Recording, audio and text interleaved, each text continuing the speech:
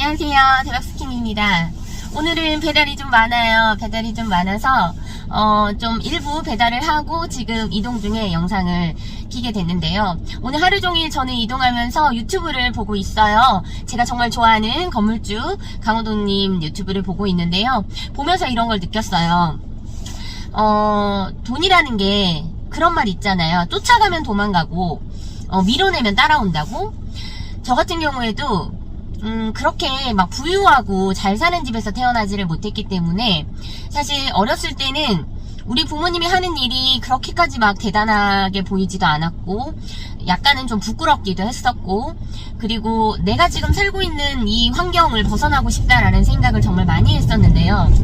그럼에도 불구하고 저는 나름 행복하다라고 생각하고 살았는데, 이유는 저희 부모님은 다른 부분에서는 채워주지 못했지만 먹는 거에서는 신경을 많이 써주셨던 것 같아요. 예를 들면 저는 고기가 있으면 고기만 먹고 비계를 못 먹어요. 안 먹어요. 비위가 좀 약하기도 하고 날 거를 좀 싫어하기도 하고 아무리 구웠다고 해도 그 물컹물컹한 식감이 너무 싫더라고요. 그래서 안 먹는 음식들이 꽤 많았는데 그 중에 하나가 이제 비계였어요. 저희 아빠는 항상 시장을 봐가지고 오셨는데요. 항상 장은 아빠가 보셨어요. 엄마가 아닌 아빠가. 아빠가 음식을 하지는 않으셨지만 장을 봐올 때는 항상 아빠가 장을 봐오셔서 고기를 살 때도 우리 아이들은 비계를 싫어하니까 고기만 달라. 그러면 어떤 정육점 사장님이 고기만 쏙쏙 빼주겠어요. 그러면 아빠가 이렇게 얘기를 하죠. 고기만 사갈 테니까 10근을 줘라. 비계는 필요 없고 대신 돈을 더 받아라 라고 얘기를 하셨어요. 그러니까 예를 들면 뭐 한 근에 10,000원이다 라고 하면 11,000원을 줄 테니 비계를 빼고 줘라, 이렇게 얘기를 하시는 거죠. 비계 값을 지불을 하되 비계는 받지 않겠다, 이거하고 같은 맥락이었던 것 같아요. 그래서 항상 아빠가 사오는 고기는 비계가 거의 없이 깔끔하게 고기만 있는 그런 고기였고, 저희는 거의 돼지고기, 닭고기 위주로 먹어서 소고기는 안 먹어봤는데, 뭐 비싸서 안 사오신 걸 수도 있겠지만 사실 맛있잖아요, 돼지고기, 닭고기. 제가 좋아했던 건 닭발. 닭발도 되게 좋아했는데 그때 당시에 시장에서는 닭발이 그렇게 인기가 별로 없었어요. 막 이렇게 혐오스럽게도 생겼고, 그러다 보니까 닭발이 정말 그 정육점에, 그러니까 닭을 파는 그곳에 많았었나봐요. 한 번 사오실 때마다 거의 뭐 이렇게 큰 20kg 정도 되는 푸대에 닭발을 사오셨는데, 그걸 사오면 저희 엄마가 열심히 손질을 하셔가지고 한 번에 한 40개에서 50개 정도 되는 그 큰 솥에다가 그걸 삶아서 양념을 해서 저한테 먹으라고 주셨어요. 너무 행복했어요. 저는 그 뼈 있는 닭발을 정말 뼈 하나하나 살 하나하나 다 발라 먹으면서 제 앞에 이만큼이나 수북하게 닭발이 쌓여있으면, 뼈가 쌓여있으면 그렇게 행복할 수가 없었거든요.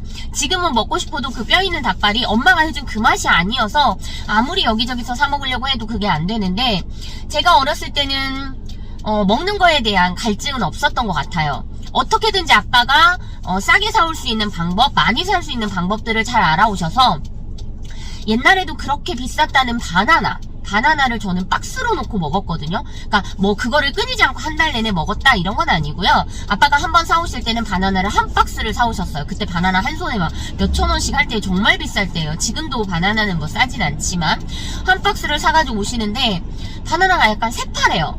그래서 묻죠. 아빠 이거 새파란데 익은 거예요, 먹어도 돼요? 라고 하시면 아빠가 하루 정도 놔뒀다가 먹으면 된다, 금방 바나나는 따뜻하면 익는다 라고 하시는데, 오빠하고 남동생하고 이제 이렇게 쳐다보고 있으니까 누구든 빨리 먹어야지, 그렇지 않으면 뺏기잖아요. 그래서 정말 그 새파란 바나나를 까서 밤새도록 먹습니다. 오빠하고 저하고 남동생하고 셋이서 밤새도록 먹고, 사실은 그게 다 익지 않은 거잖아요. 완숙이 안 된 거니까 배탈이 나요. 배가 아파요. 화장실을 왔다 갔다 하면서 그렇게 밤새 먹어요. 한 박스를 다 먹습니다. 그래서 그 한 박스나 되는 과일을 거의 하루에서 이틀 사이에 다 먹어버려요. 근데 나중에 알았어요. 아빠를 따라다니면서 그 바나나를 어디서 사왔냐면, 바나나를 수입을 해오는 업자들이 있잖아요. 그분을 어떻게 알게 되셨나봐요. 그래서 수입업자한테 직접, 그 수입업자가 왕창 수입을 해와서 어디 지하 창고 같은 데에서 이렇게 그 따뜻하게 해가지고 익히더라고요. 거기에 직접 찾아가서 사니까 그 비싼 바나나 한 박스가 만 얼마 정도밖에 안 하는 거예요. 야, 역시 우리 아빠는 대단하다 라는 생각을 했었고, 명절이 되면 과일 같은 걸 사오잖아요. 한 번도 아빠가 봉지로 과일을 사온 걸 못 본 것 같아요.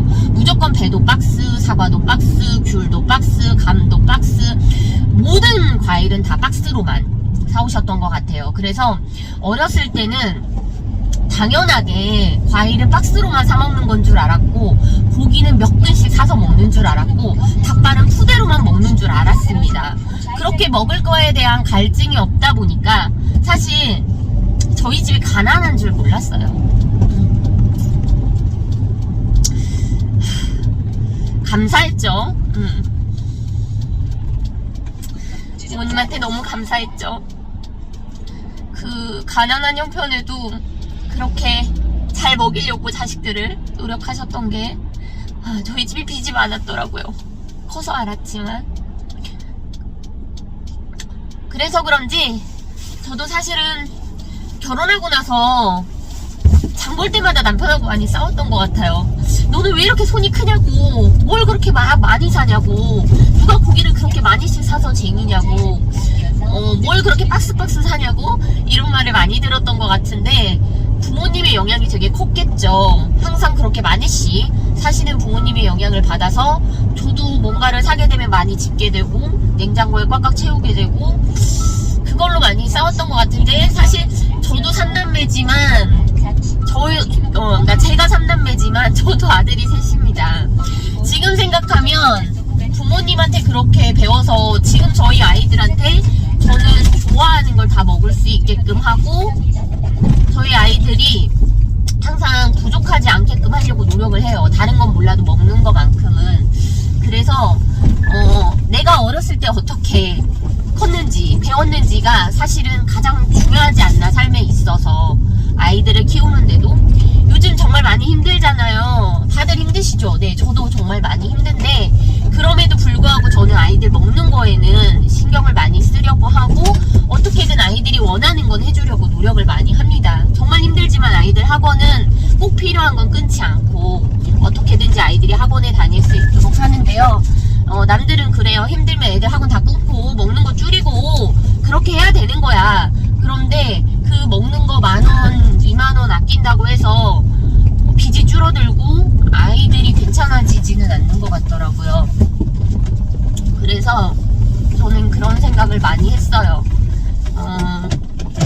어렸을 때 우리 부모님이 가난하지만, 빚이 많았지만 나한테 잘 먹여주셔서, 공부를 또 잘 시켜주셔서 나도 열심히 대학을 다녔고 배울 수 있었고, 딸이지만 차별하지 않으셔서, 그래서 내가 사업이라는 걸 하게 됐고 성공도 맛봤고 건물주도 돼보고, 물론 지금 또 힘들지만 저는 다시 일어설 용기가 생긴다고 봅니다. 왜냐면 우리 부모님이 평생을 가난하게 힘들게 사셨지만 그래도 어떻게든 열심히 살아보려고 노력을 하시고, 사실 저희 아빠 같은 경우에는 뭐 부자까지는 아니지만 저희 할아버지가 의사였어요. 아주 부유한 집이었죠. 의사였으니까.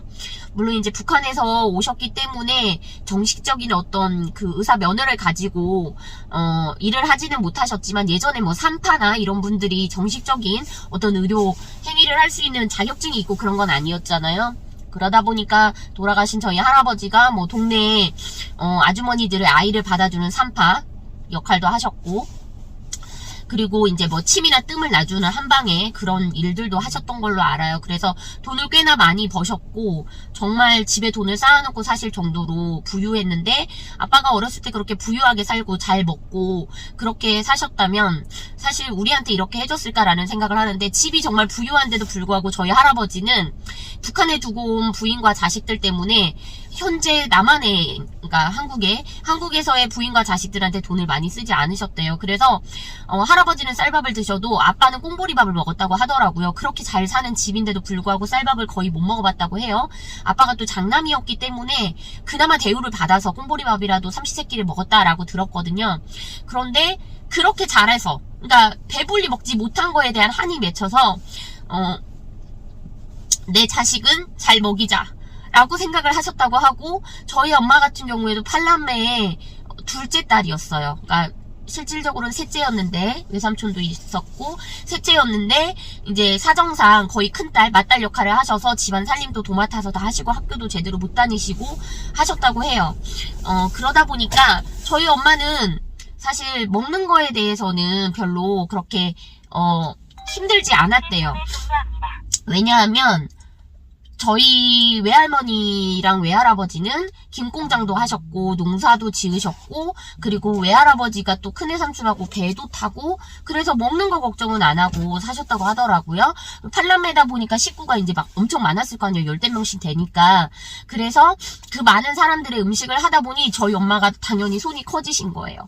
그래서 아빠하고 결혼을 해서 아빠는 먹는 거에 갈증이 있었고, 엄마는 먹는 거에 대한 갈증 없이 너무 잘 크셨기 때문에 열심히 음식을 잘 해서 아빠도 드시고 또 우리 삼남매도 잘 먹여주셨던 것 같아요.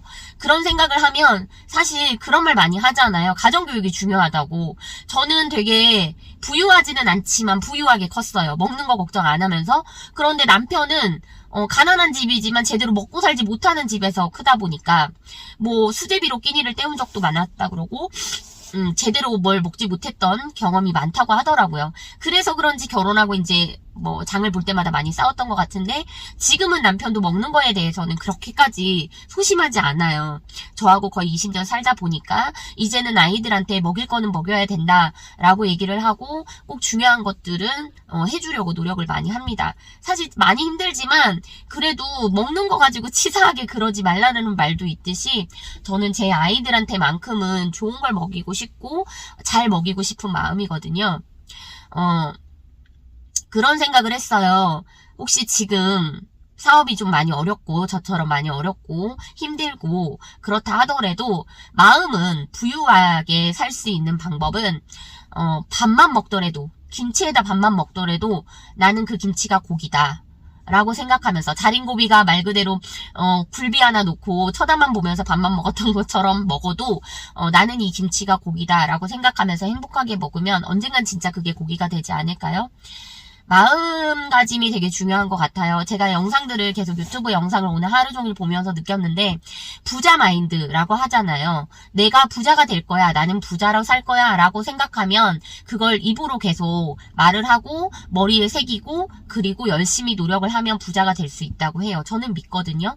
제가 어렸을 때부터 했던 방법이었고, 저는 새롭게 꿈을 꿉니다. 내가 꿈에 나타난 땅, 내 꿈에 보였던 땅이 실제로 존재를 하고, 어제도 그 땅을 보러 갔다 왔고, 그 땅에 저는 2층 집을 지을 거고, 그래서 부모님과 함께 살 거고요.